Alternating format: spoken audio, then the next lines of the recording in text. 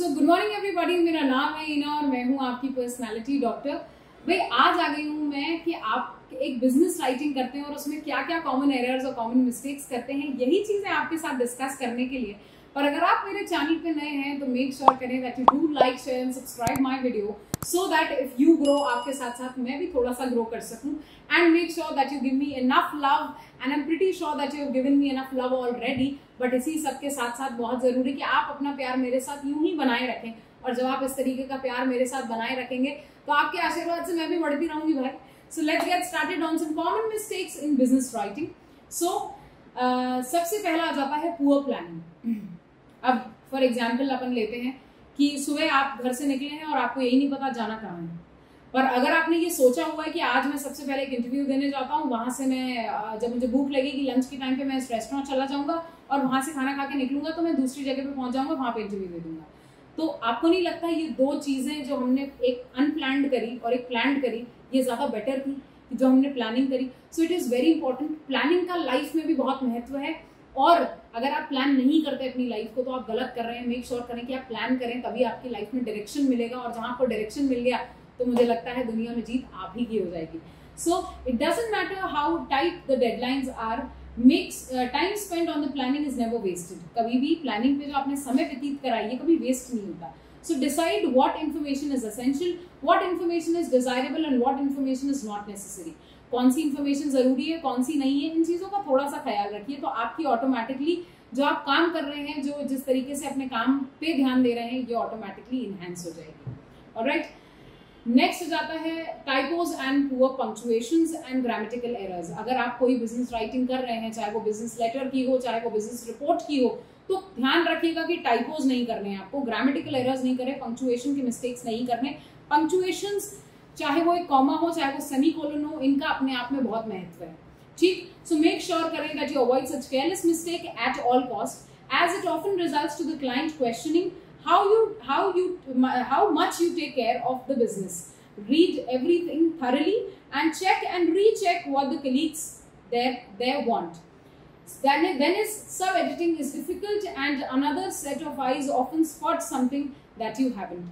तो भाई क्या होता है, गलती हमें नहीं समझ में आती क्योंकि हमने तो वो चीज कर दी है, पर हो सकता है जब आप मेरी वीडियो देख रहे हैं तो आपको पता चला हो कि मैं कहाँ अटकी हूँ। सो इट इज वेरी इंपॉर्टेंट कि आप किस तरीके से अपनी एडिटिंग को देख रहे हैं, आप किस तरीके से अपनी चीजों की गलतियों को देख रहे हैं। सो ये बहुत इंपॉर्टेंट है कि आप एक फ्रेश पेयर ऑफ आईज रखें जो आपकी इस तरह की वीडियोस को या इस तरह के बिजनेस राइटिंग को जरूर देखें। नेक्स्ट जाता है हमारा management speak and buzz words. So सबसे पहले क्रिएट जैगरेंट फ्री डॉक्यूमेंट्स। जैगरेंट फ्री यानी प्रॉब्लमैटिक फ्री। सो जैगरेंट free documents that were useful and speak directly to your reader. Explain any acronyms and outlines in any terms. It is a myth that the reader feels patronized by explanation and the readers feel empowered by the reiteration of the terms that they already know.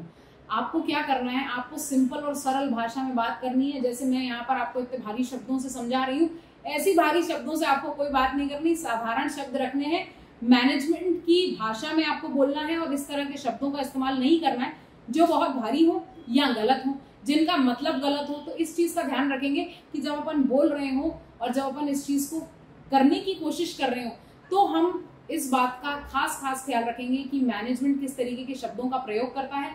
सरल और आसान भाषा में आप कितने अच्छे तरीके से, क्लियर और क्रिस्प तरीके से अपनी बात को कह सकते हैं। सो नेक्स्ट जाता है हमारा फॉरगेटिंग द रीडर। ये इस तरीके की बात हुई कि मैं एक प्रेम पत्र लिख रही हूँ और मुझे यही नहीं पता कि मेरी प्रेमिका कौन है। मेरा प्रेमी है, मेरी प्रेमिका नहीं है, by the way. So it is important that you are forgetting the reader. Don't forget the reader when you are writing something.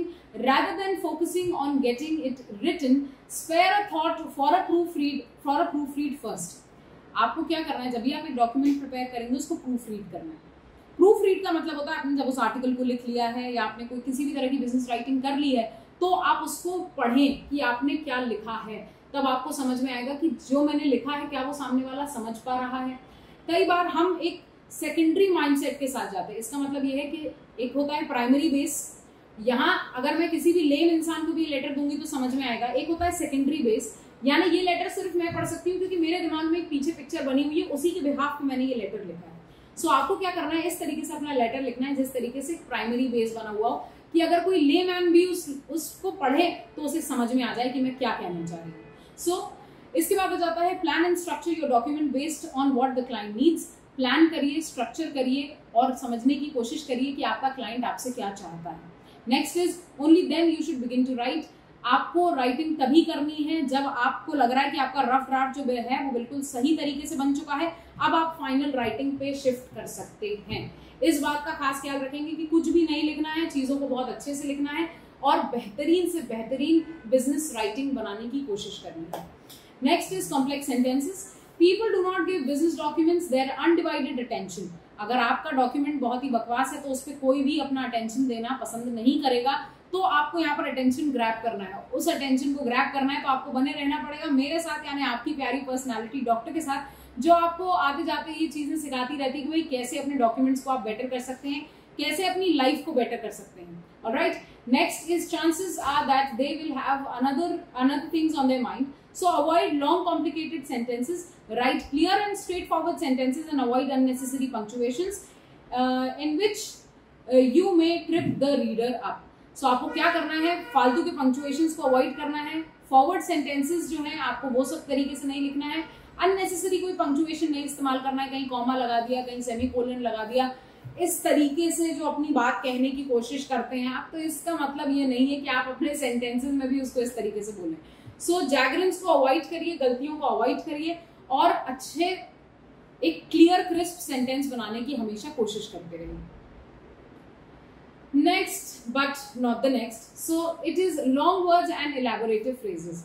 बहुत ज्यादा लंबे शब्दों का प्रयोग नहीं करना, इलैबोरेटिव फ्रेजेस को नहीं यूज करना, बिटवीन द सेंटेंस बात करने की कोशिश नहीं करना कि शेर की तरह दहाड़ो, जैसे मैंने बोला, तो ये मेटाफर्स हो गए। सो ये मेटाफर्स को नहीं यूज करना है आपको, इस तरह की मेटाफर्स को अवॉइड करना है। So there are not a sign of intellect, your readers are too busy to spend time, clear and concise contents get you messages across to the blunt, keep your work simple and stick to the point of intellectual, doesn't have to mean incomprehensible. So भाई ज्यादा लंबे शब्दों को इस्तेमाल नहीं करना है, कम से कम शब्दों में अच्छी बात करने की कोशिश करना है, मेटाफर्स को अवॉइड करना है। आपको सामने वाले को वही बात कहनी है जो सामने वाला यहाँ पर सुनना चाहता है। सो मेटाफर्स को अवॉइड करिए, अच्छे से अच्छे तरीके से अपनी बात कहने की कोशिश करिए। जहां आपने ये करने की कोशिश कर ली तो ऑटोमेटिकली आप आधी से ज्यादा जंग तो यही जीत जाएंगे। Next, too much text. Please nobody is ready here to read your too much text. आपके पैराग्राफ्स और पैराग्राफ्स पढ़ने के लिए कोई भी बंदा जो है नहीं बैठा हुआ, चाहे वो एचआर हो, चाहे वो कंपनी का ओनर हो, चाहे वो डायरेक्टर हो, चाहे सीईओ, चाहे सीओ हो। तो ध्यान रखिएगा, white spacing is good, it makes the document easier to read. White spacing मतलब खाली खाली document. So ideally a document should be 50% text and 50% images और 50% white space. Too much text is bad choice of fonts or bad choice of font size, as well as inefficient line spacing can prevent the reader from reading the content. अब अगर आपने बहुत कम lines में gap रखा होगा, अगर आपने font अच्छा नहीं यूज करा होगा, तो सामने वाला इन सब चीजों को पढ़ने में कोई इंटरेस्टेड नहीं है।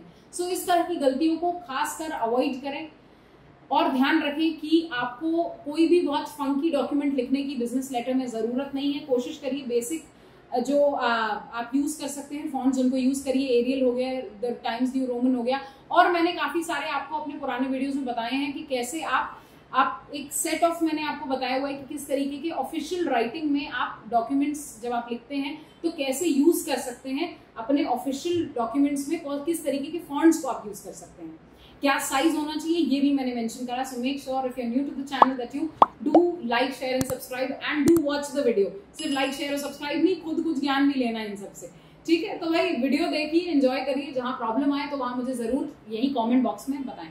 नेक्स्ट इज बीइंग वेग। Quantify your statements whenever it is possible.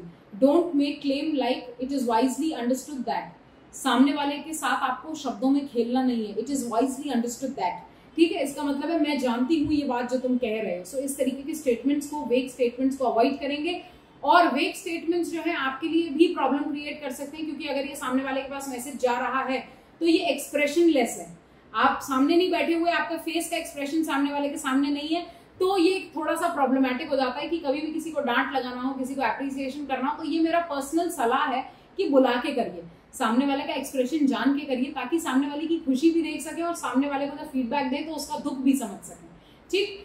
So vague statements lack impact and open to misinterpretation. यहीं से मिस इंटरप्रिटेशन की शुरुआत होती है। सामने आप कहना कुछ चाह रहे हैं और सामने वाला समझ कुछ लेता है, सो यहाँ पर क्या होता है, एक मिस इंटरप्रिटेशन बन जाती है, तो इसको अवॉइड करें। Next is failing to make an impression. So a strong introduction will grab a reader's attention. A good conclusion will leave the lasting impact. सबसे पहले एक strong introduction, बार बार मैंने कई वीडियोस में इस बात को दोहराया है कि strong introduction देना बहुत ज्यादा आवश्यक है। Next is conclusion, leave the last impact.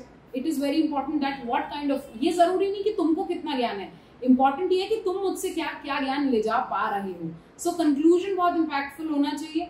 Last वाली लाइन जो है, लास्ट वाला मैसेज जो है वो बहुत इंपॉर्टेंट होना चाहिए, क्योंकि वही आपके साथ रहने वाला है। So many people start the document in the middle without an introduction, even absurdly concluding, left out completely. Introduction and conclusion are the most impactful part and don't ignore them.